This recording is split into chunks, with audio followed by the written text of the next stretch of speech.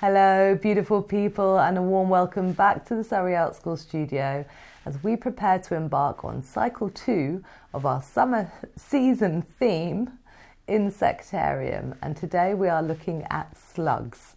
And yes, it's very challenging for me to say these words when I have a slight lisp, but here I am.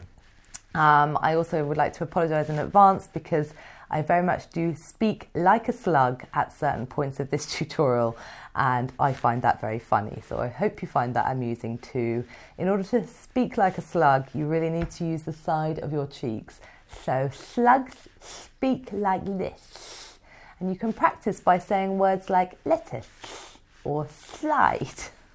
So if you are as silly as me and very much in tune with your inner child, you may enjoy speaking like a slug as you work your way through this tutorial today. But that is not a prerequisite, it's not a requirement in order to access today's tutorial. So looking at slugs, we begin with some slug anatomy, and I've got my sketchbook here because I've done my pages already and feeling very proud of myself for finishing my pages this week. I love these little sketchbooks. It's just so much easier to complete a page and feel happy and satisfied with it. So we begin with some slug anatomy, and I'll give you some tips on a little bit of colour mixing for that, and also just thinking about how we can use things like the slug anatomy exercise to familiarise ourselves with the vocabulary of slugs. Really finding the words hard to get out today, but I'm getting there. We then look at some slug silhouettes, and that's a really fun little loose exercise, just playing around with what we can do with our brushes. And then we go into a slug colour mixing exercise, and there we are looking at how we mix the range of different greys and browns and tan tones that we need in order to create a watercolour study of our slugs. So that's coming up last. I have created a little study of a hedgehog slug, but I'm leaving this wide open for you today to choose the slug that you feel like having a go at studying, and I have given you all the tools to do that in this tutorial. So as long as you follow along with all the techniques at the beginning, you should be able to choose a slug of your choice and create a little study of it at the end of the cycle. So 3 or 4 pages max in your sketchbook, and I've really surprised myself how much I've enjoyed learning about slugs. And I really hope that even if you are a little bit suspicious of slugs or you do not like them, you will really enjoy the tutorial today. So let's get started.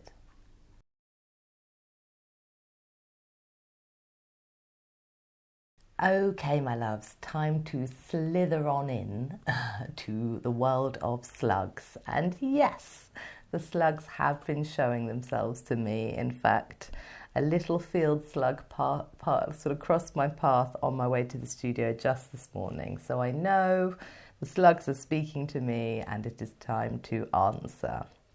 So we're going to begin again with some slug anatomy. I'm going to show you sort of a little way to go about this on a separate sheet of paper, but you can see I've already completed my slug page, and I really enjoyed doing that actually.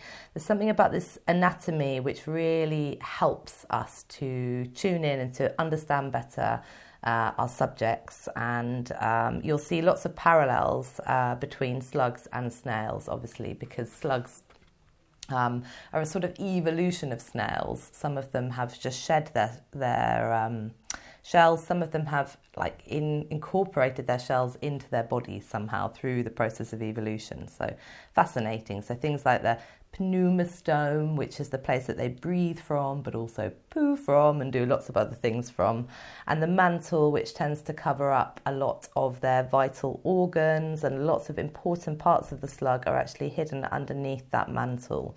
So I found this really, really interesting, this slug anatomy, and I'm going to give you a little suggestion on how to do your anatomy page again, just using some pencil and a fine liner, and we're going to be using fine liners a lot during this lesson. And then I'll talk to you a little bit about things like colour mixing, and I'll give you a little hint, a little taste of that today, because I needed to mix the colour for this slug that I was adding to my page. But also just to say, the option is there if you'd like to do or sort of link in some of those skills from the last lesson. This is a slug anatomy sort of diagram which I found on an artist page, and I've struggled to find any artists that are interested in looking at slugs apart from me, but there is one artist, and I'll link it up in the resources for you so you can have a look at her and some of the work that she does, because I find it very, very interesting. So if I find it interesting, I know you will too. So I'm going to just do my studies on a larger sheet of paper today. You could do yours on watercolour paper or straight into your sketchbook. I'm going to leave that completely up to you. So I'll just get my paper out and get my materials out. You're going to need a 2B pencil for this, and also the sepia fine liner if you've got one. If you've got the subscription box, then that's going to come in handy for this little exercise as well today. Okay, so I'll meet you back in 2 seconds and we'll make a start. So I actually haven't had time to go and ID this particular slug, but perhaps you can do that for me. And I obviously haven't added, there's a few little bits that I still need to add to my sketch in my sketchbook. But if you keep your slug anatomy to hand, it's just really helpful, because as you're drawing, you can also remind yourself of that slug vocab, which I think is really helps us in the process of learning some of these new terms. So I'm literally just going to sketch with my pencil. Maybe I'll bring you a little bit closer for this so you can see. I'm just going to sketch with my pencil. Let's bring him in so you can see him too. And I'm just going to work my way over and find that shape of the mantle. It sort of sits over the top, as I said, of a lot of those vital organs, sketching nice and lightly so that I can work over the top of this afterwards. And then over the keel of the slug, and then just finding those upper tentacles, just putting them in loosely. We can always shift them a little bit in the second stage of this drawing. So upper tentacles, which are for sight and smell, and then we're going to add in just very, very, very loosely those lower tentacles, which are for taste and touch. So stuff like this I find really interesting. And now I've got that lower layer, I can sort of adjust the line of my mantle, running my way along the bottom or the foot of the slug. I've made mine a little bit long, but that's okay. I can just finish him off a little bit earlier on. So this is the beauty of sketching, is that we can sort of adapt our drawing as we go along. And then I'm just going to add an extra little layer. This is just for the skirt, also known as the bottom fringe of our snail. I'm just sketching that in nice and lightly. It's not snail, slug, sorry. Slug. There we go. And then a little hole here just for the pneumostome, which is a little breathing space, but also it's also the anus. And I think it's also, or somewhere just underneath there is like the genital opening as well. So we really are getting into the nitty-gritty of our slugs. Okay, so that's all good. I just need a little rubber just to get rid of the extra marks that I didn't need. And then we're just going to trace back over this whole little study, just using that 0.5 fine liner. So that means we can then remove our pencil marks. And these are water resistant, so if we want to add some colour, which we will do, to this little anatomy study, then we can. It's sort of quite nice as well, because fine details like the little eyes, quite hard to do with a pencil, but much easier with a fine liner. And I was really inspired by Carol's little snail studies, that she shared on the resources. I find this inner perfectionist can really get in the way sometimes of me doing loose things. Like what she did was just put some little blobs of watercolour down and then created these little cartoony snails, and they were just beautiful. And I loved that looseness and that sense of playfulness, that sort of inner child that she was allowing to come through those little studies. So, don't get too stuck in the photorealism is what I'm saying. Embrace the spirit of Carol and have a bit of fun with this, So there we go. I've sort of drawn back over all my core lines. The next thing to do really is to look at texture a little bit here. We'll do more of this in the next exercise, but you can see these sort of scale-like textures, and I was sort of just interpreting them just with like little gaps and little lines that are sort of moving their way down the body. So you don't have to do everything here, you can just hint at. These need to go in before the colour anyway, so this is a nice time to put them in. And we're going to do some real close observation of the sort of textures of the slug in different parts. There's a word for it. What is it? The lumps, the tubercles are the lumps on the slug, and we'll see them on other slugs. They're not really on this one, but you'll be able to see them on some of the other slugs that we study in the next part of the tutorial. So keep an eye out for that. And I'm also just going to add in just these little lines on the skirt that I've observed, because this sort of gives us that definition between the main body of the slug and that fringe or that skirt. And you can sort of see why it's called a fringe. So just adding in those little textured marks. And again, this will lead into what we do in the next part of the tutorial quite nicely.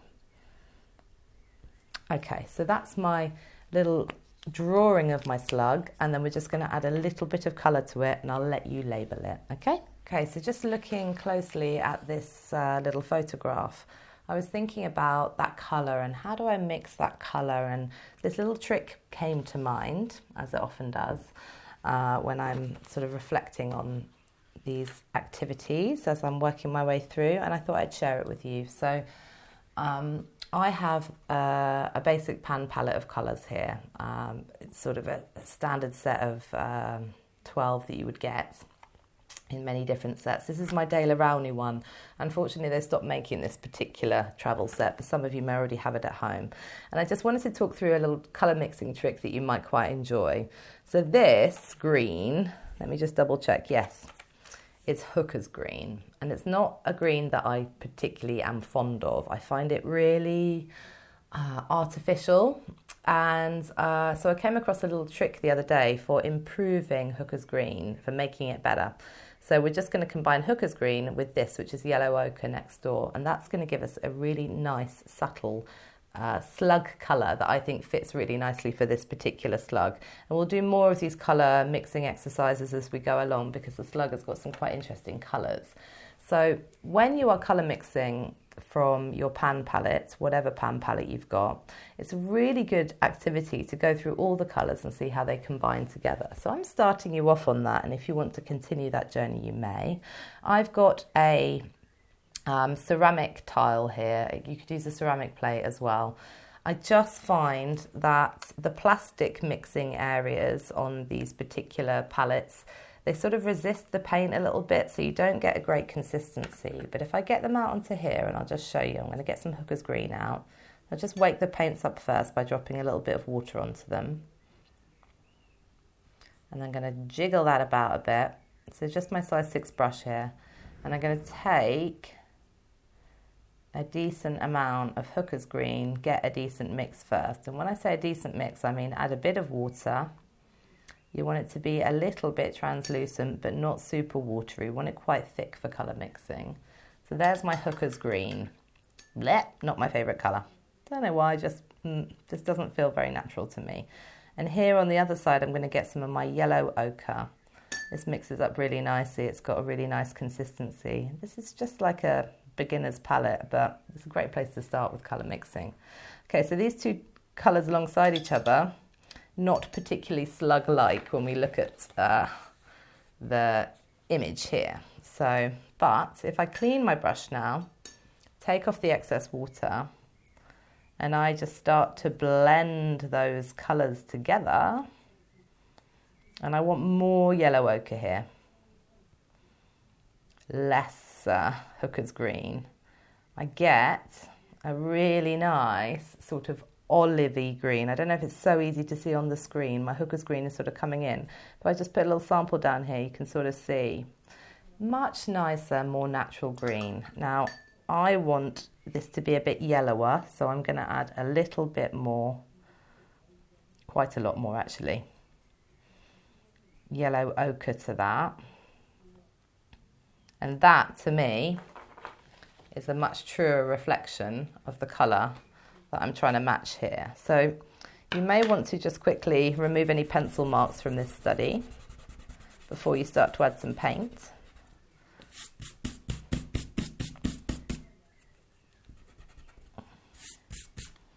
And you can choose how you add this paint. So I'll just do the mantle. So just again, I'm cleaning my brush, but taking the excess water off my brush so I don't dilute my paint. You can do that just by doing this or with a paper towel, okay? So I'm going to take a little bit of that lovely neutral yellowish green now and just paint it on, adding a little bit of water to it just to add a little wash to my slug anatomy study. And again, you can be sort of thinking, oh, I'm painting the mantle now. And that's just going to help that language to sort of sit better in your mind. So this, I'm just painting a glaze, adding a little bit more water to it, but keeping it quite soft, subtle. If you want a little bit more texture, especially in this back area of the slug, you can wet down that area first. So this is called a water mask, just reminding you. Wet down the area first, soften off the paper, allow a little bit of time for the water to really seep in. And it doesn't matter if the other colour blends out here into the slug because it's all the same colour anyway. So we don't need to be so careful about our colours. Of course, you could be a little bit more tonal here, so you could take some of your stronger paint and keep working it over the top so you get a bit of a sense of tone on that upper mantle. But now I'm just going to take that pure paint again and I'm just going to drop it in wet on wet. Now these paints are not made for wet on wet. They are just your regular pan paints, so no fancy Daniel Smithness here. But if I drop them in wet on wet, I get a bit more texture from the tooth of the paper coming through. And again, you could use a piece of paper from your from the samples we sent you. That Fabriano paper would work really well here. We'll be playing with it later on in the lesson anyway. But if you wanted to do a little sort of starting on that journey into watercolours and testing out that paper with this little slug anatomy sheet, you're more than welcome to do so. This is slug anatomy part of our slug research. I did want to do a little bit more on snails today as well, but I feel that slugs deserve their own chapter. I do have some lovely pictures of Roman snails, which I will share in the resources because I met some the other day and was really blown away by them. So that might look quite bright, but that's going to dry a lot lighter, and that's the beauty of watercolour. So, and again, you can add extra layers to that if you don't think it's vibrant enough, but I think that's perfect actually for a little sample slug just to go on that slug anatomy page. And again, I'll share the page that I created on the resources. But there's the sort of combination of colours, hooker's green and yellow ochre that I used to create this nice slug-like colour. And I've also added a few slug facts. And again, I've been highlighting as I go and making some notes for myself so that I can remember, so that slug anatomy really anchors in my mind. And that really does do the trick when you're painting and drawing things like this. One last thing I forgot to mention, and that is, I don't know if you can see it very well, but I've created some little slug trails on my sketchbook. You can probably just about see that little shift in tone. And I just used this iridescent green that we sent you in the subscription box for that, just pure. And actually it's the first iridescent colour I've used, but you can actually still see it on the page. And it's actually perfect for slug trails. So I'm really, really pleased with that. So just these little bits here, these little greeny bits, and just about see, those are that iridescent green. So if you want to have a bit of fun and put some little slimy slug trails on your slug anatomy page, the invitation is there, okay? And if you don't want to, that is absolutely fine. So I'm going to leave that there. I'll leave you to do the anatomy part of it. You may want to put in a slightly darker tone, like maybe take a bit of ultramarine, mix it with your green, darken it off a little bit. And that could go into the little sort of shadowy area of the pneumostome. I need to go on Google and get someone to say that so I can figure out how to say it properly. But, you know, it's all new learning here. So, yeah, just a little bit of shadow for the pneumostome. Come back to that later. Okay, so that's it for the first part. In the next exercise, we're going to be doing some slug silhouettes. So you could actually use the colour that we've just mixed there if you like. I actually used some walnut ink, which I happen to have a little pot of. Unfortunately, we've sold out of this on the shop at the moment. We have got some more ordered in, but you could use like a burnt umber ink if you wanted to, or just like a brown colour from your pan palette of colours would work really nicely for that as well. So we're going to do some slug silhouettes next. Okay, I'll meet you back here. You just need a brush. You need one colour to work with for your slug silhouettes, and you need the next page on the resources as inspiration. Okay.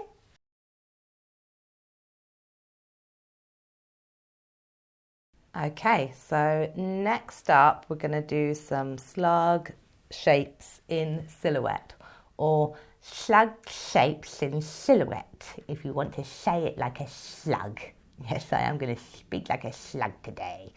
So as I said, we just need one colour to begin with, and you need these images, which I have put on the next page of the resources. So, I mean, there are so many slugs to choose from. I just picked a few with different colours that I thought would be interesting to learn about today. But it really doesn't matter which slug shapes or slug shapes you work from for this one. So the first stage is just to create the silhouettes. The second stage, we're going to observe a little bit more closely the texture of the slugs, and we're going to sort of see if we can lean into that a little bit more. So let me just pop that to one side. I've just got a little sheet of watercolour paper here. Again, I did it straight into my sketchbook. It's just a little bit easier for me to not repeat the same things in my sketchbook. So, sorry. Size 6 brush, please. A size 6 brush, or a size 6 brush if you're a slug. And then just the images that I put on the resources for you. I'm just going to use the same water. I'm not even changing my water for this. And again, I'm going to use some walnut ink. You can use whatever ink you like for this. You don't have to use ink. You can use watercolour. It's completely up to you. And we just want to create the silhouettes, and they ain't going to be perfect right now, so just manage your expectations. So we don't want any water on the brush when we're working with inks. We just want a nice clean damp brush. I'm going to dab in, and I'm going to start with this 3-band slug. So I want to find the shape of the upper mantle first. So I'm just pressing with my brush to find the inside shape, leaving a little bit of a gap now. I've done the mantle, and I just want to work on the rest of the body and the tail. So this is really good exercise in brush control, just pressing and lifting. And when you lift, you get the sort of very end, the little tip of the brush. And actually, this ink is working a lot better on watercolour paper, just FYI. But it doesn't matter if it don't look beautiful, okay? Don't worry. Okay, so I've done that sort of shape of the mantle and then the main part of the body. I'm just going to pop in some little antennae now. And again, just pop them in because we're going to work into these with a bit of fine liner anyway. So they don't need to be perfect, they just need to be placed. There we go. 3-band slug. Hedgehog slug, let's do that next. So a little antennae sticking out there. There's another one going off in completely the opposite direction. Sorry, it's not an antennae, it's a tentacle. And then I'm going to do the mantle, which is quite wide on this one. Now I've collected images of slugs when they are sort of stretched out, but also when they have retracted, because they're a completely different shape, and I think that's really interesting. So that's the mantle gone in, and then now we're just going to find that fattened shape of the hedgehog slug. Now I don't know, because I haven't done enough research to know yet, if this is called a hedgehog slug because of the texture or because hedgehogs like to eat it. Please do find out, let me know in the community, in the free groups. If you know, let me know. So this one's a little bit shorter and stouter. I can resonate with that. And again, we're just finding that shape. It doesn't have to be perfect brush work this. We're just finding those shapes.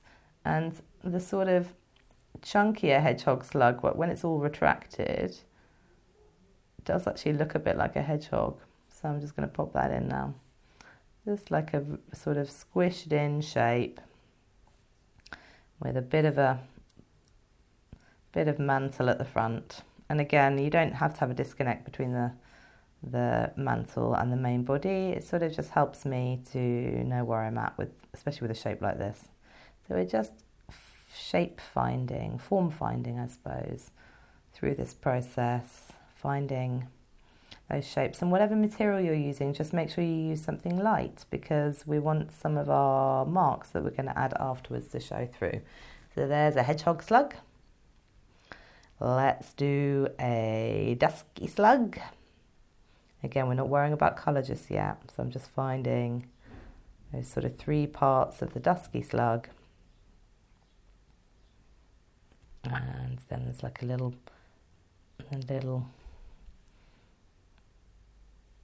divot. Couldn't think of a better word than that. A little divot there, and then we've got the rest of its body going in there. Now this one, the skirt is pretty clear on it. I'm doing the dusky slug now, by the way. The skirt is pretty clear on it.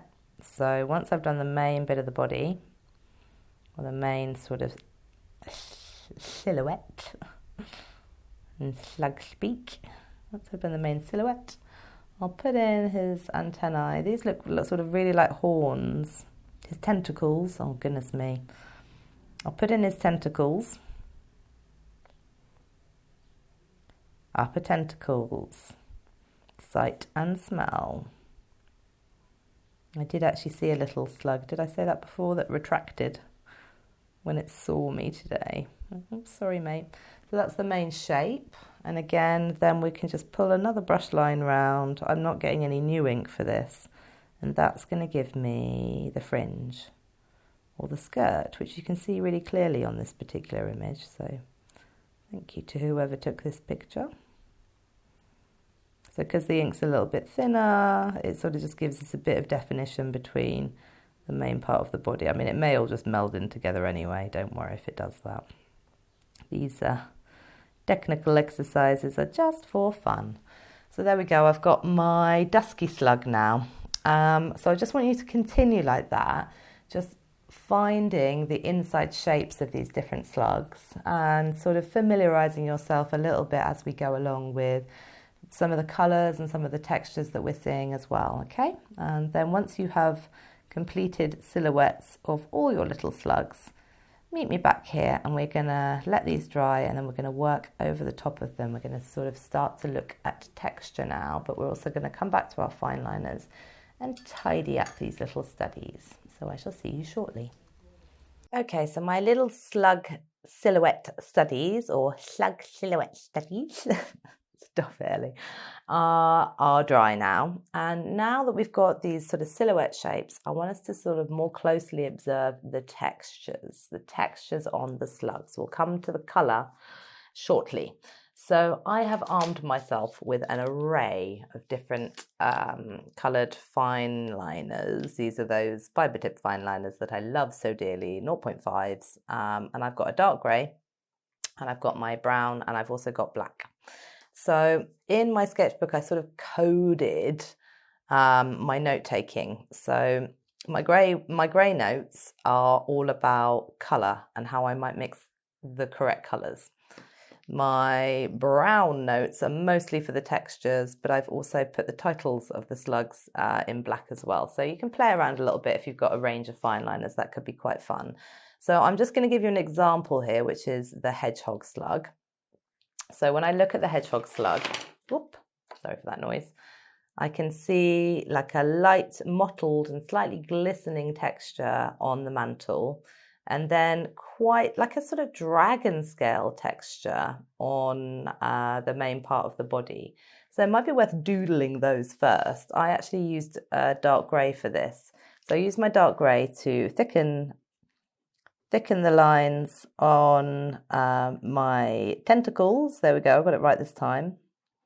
And to sort of darken this area, because I wanted it to sort of reflect what I was seeing in my hedgehog slug. Sorry, my brain is a little bit slow today. I'm also going to pull a line around the mantle. I swear, just keeping on repeating these words really helps you learn them. So they're down the back of the slug to the keel. There we go, we're getting there. And then if you like, you can doodle alongside. So, I don't know, like I was sort of doing dotting for this sort of textured area, but like little semicircles, that could work really nicely as well. So once you've got a sense of the textures alongside, you can start to add them. So I'm going to do dotting for this one, and I'm going to sort of make sort of bigger dots so you can actually see them. The dot, dot, dot, dot, dot over the mantle. You might want to do little semicircles, little smiles if you like, if that feels more appropriate. And then for the texture of the sort of scaly part of this slug, I'm just going to pull out those shapes and sort of practice them here alongside first so I get a sense of them. They're sort of rounded, but sort of diamond-ish as well. And then I can go in and start to add the textures onto the body of the slug. Again, I still don't know. I probably could have Googled it whilst I was waiting for these to dry, but I didn't. I still don't know if the hedgehog slug is so named because it is like a hedgehog or because hedgehogs like to eat it. Probably a bit of both, I should imagine. But I will find out, or you can find out and let me know. So I'm just now filling in, and this is really mindful. This is really soothing, just filling in the textures on the back of my slug. And this is why I was saying use a light colour, because then you can add your textures on top. And even though they look sort of quite loose and messy like this, once you start to add those textures in, they really do come to life. So that is that is the essence of this exercise. I don't feel like I need to go into lots of detail about all the different textures. I feel like you can have a look at my page and what I've done, and you can interpret these textures in your own magical way, because the way I'm doing it isn't necessarily the way, it is just a way, if that makes sense. A way. And actually, what did I say before? Let me see if I can remember. I can't remember, my brain is too arty. Let's have a look. So the name of these sort of lumps, which we find on the hedgehog slugs, is tubercles. So we're adding some tubercles to our hedgehog slug. And then very simply, just in black, just for a different colour, I'm going to just write the name of the slug. So hedgehog slug. In my scraggly, arty writing. And there are two pictures for the hedgehog slug, to be clear. There are two pictures for the dusky slug, two pictures for the large red slug, one retracted and one that's sort of stretched out as well. So you will find different textures on different slugs. For example, the 3-band slug, the texture is probably a little bit more like sort of longer shapes, like longer scales. Or in some cases, you might just interpret some aspects of it as being like lines. So this is a fun little tune into textures that will come in handy a little bit later on in the tutorial. So I just made all my slug silhouettes just using the images provided on the resources. And then I went home, made myself a nice drink, got some crisps and a dip, and sat in the sunshine. I'm not going to lie, this is exactly what I did. You probably do know if you know me. And sat there in the sunshine just as the sun was setting and just doodled these textures over my slugs. And I really, really enjoyed that. It was a really soothing little activity to do. So I hope you enjoy that activity too. And just to say, one of the things that we can't sort of capture with our pens, we could perhaps have a go at with the way that we paint these, is the sort of sheen or the shine. But I feel like we know this now, and we sort of know what tools are useful for creating a nice light highlight. So in terms of highlights, you could use a white coal pencil as long as your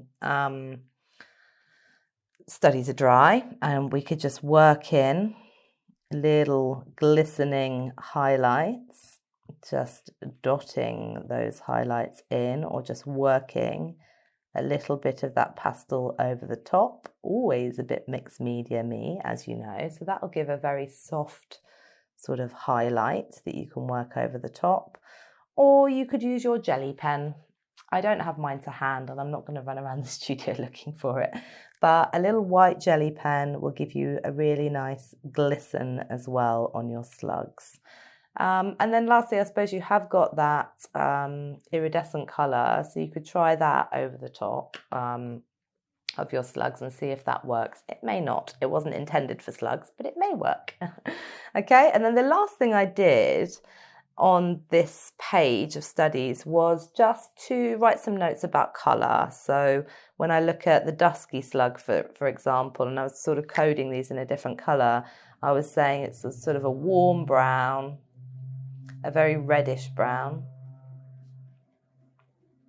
Sorry, there's some fancy car going past, or some very noisy vehicle going past.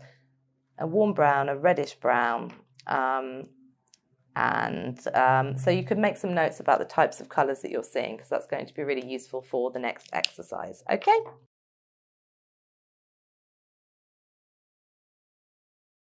Okay, my love, so the next exercise, which sort of leads in quite nicely from sort of looking at shapes and textures on slugs, is to look at colour. And the colour of slugs is wide and varied, and then just beware when you are searching online, because I did find, for example, an image of a green-soled slug on this John Innes, which I think is like a farmer's website. And I thought, oh, it must be green. And it probably is green. But then I looked for a dusky slug, and it also came out as green, which is this one here. And then a red slug, and it also looked green. So the colour of the images on websites is not always exactly correct. But also the colours of particular species of slugs can vary as well. So there's a grey-filled slug and there's a brown-filled slug. So it's just some complications there, and just a little bit of awareness when you're looking for images online as well, that they are not necessarily always the true colours. Like, I know the brown-filled slug because I keep meeting the brown-filled slug on my walks to the studio. It keeps showing itself to me. So I could get an idea of the true colour of this brown-filled slug, and it's a really nice, deep, rich brown. But either way, we're working with this range from sort of greys to browns and even some tan tones, which I have some notes about in my sketchbook here. So I'm going to run through some of the things that I've discovered with you about slugs, and then you can decide which colours you want to use for your slug studies at the end of this tutorial, okay? But there's some nice little tricks with mixing browns that I wanted to share with you, some stuff that I have been tuning into about the colour brown, some really interesting bits of information here which I think would be helpful for you in general for your colour mixing. So I'm going to share those with you now. So I'm just going to get, again, just a sheet of paper so I can run through some of these suggestions with you. Just a sheet of watercolour paper for me, but you can just do this straight into your sketchbooks. Just know that the colours will translate slightly differently when they sit on the watercolour paper, okay? So basic pan palette of colours, whatever you've got. I'm just working with this Daler Rowney at the moment because I am sort of taking myself back through a journey of colour mixing at the moment, just trying to refresh some of my knowledge, preparing for open studios as well, and just making sure that I'm really clear about how I'm mixing my colours, something which I tend to sort of avoid by using the Daniel Smith colours because they're such good colours, but it's really, really good practice to really get to know a basic pan palette. So I'll meet you back here. You just need a pan palette of colours.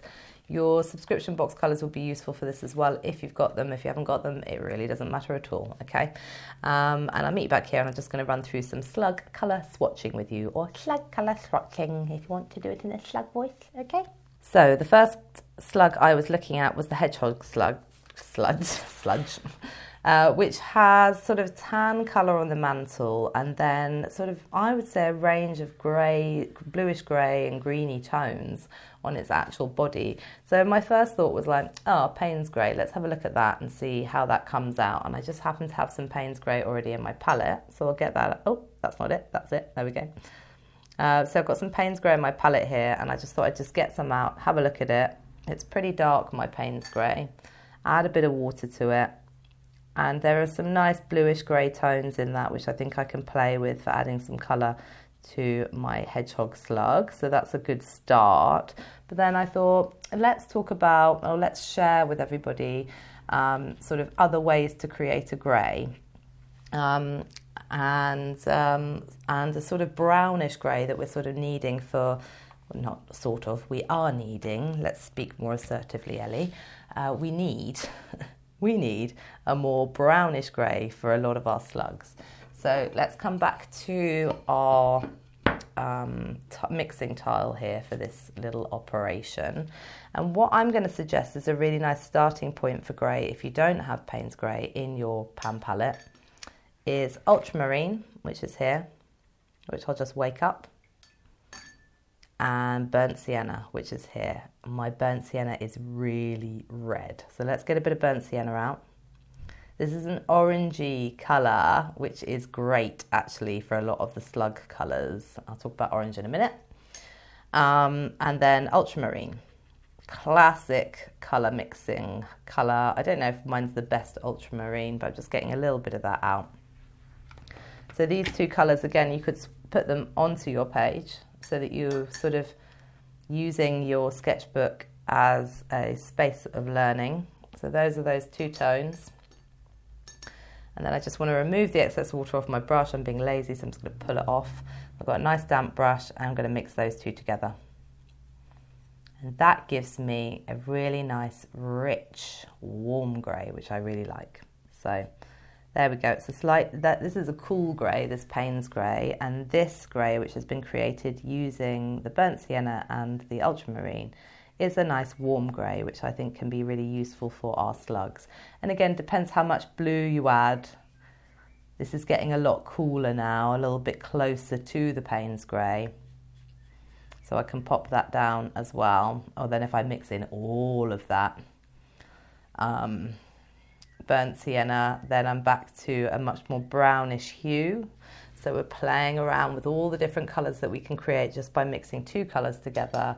And then don't forget as well, in terms of tints and shades, add water, and you can then find a sort of lighter tint of all those colours as you go along as well. So colour swatching, colour mixing is a sort of it's a sort of devotional practice.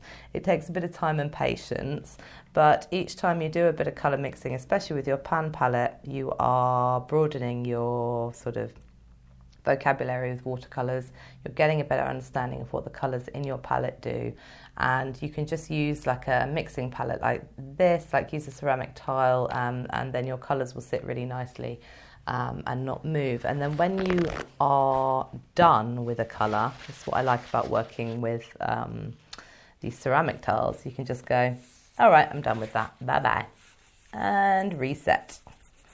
And again, just a little bit of water on my paper towel, and I can clear the whole space, ready for another fun colour mixing exercise.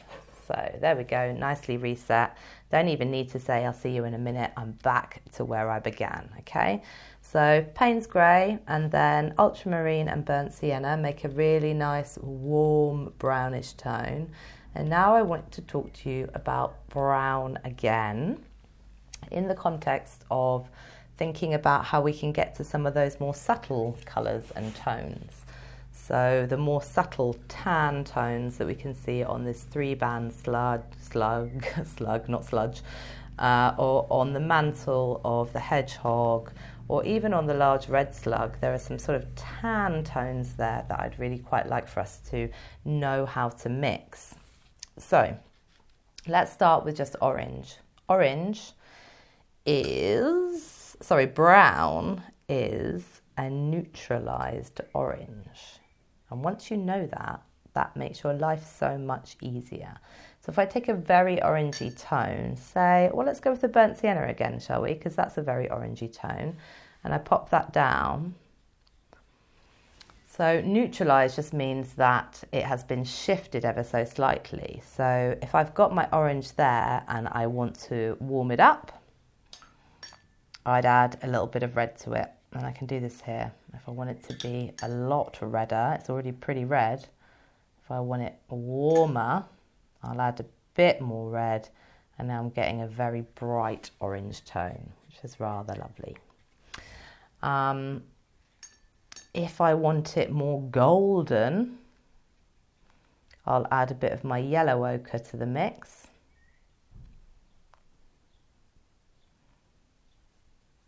And then I get a bit more of a golden orange. Still not brown, I know, but it's useful to know which colours you might want to add in. And then if I take my ultramarine, like I did in the previous part, and I mix that in with my orange, I get a really nice tone of brown, or a sort of mid-tone of brown, I suppose. It's coming up there. So that's how we get to brown, is we neutralise an orange. So again, if I add some yellow ochre into my brown, I get a more yellowish brown, which is really useful to know. And then lastly, because somebody has just started up a really noisy machine outside again, if I add water to my neutralized brown, my neutralized orange, then I'm going to get lighter tones, tints that I can work with. Okay, so you can lean towards a more pinkish tone and then add some blue to it and you'll get a pinky brown. This is quite a nice orangey pinky colour already. So I just want you to explore that with the knowledge that brown is simply a neutralised orange. And I feel like that is going to open up the possibilities for you hugely for the rest of this tutorial, but also for your colour mixing in general. That was a real light bulb moment for me, and I hope you are as excited and passionate about it as I am. Okay?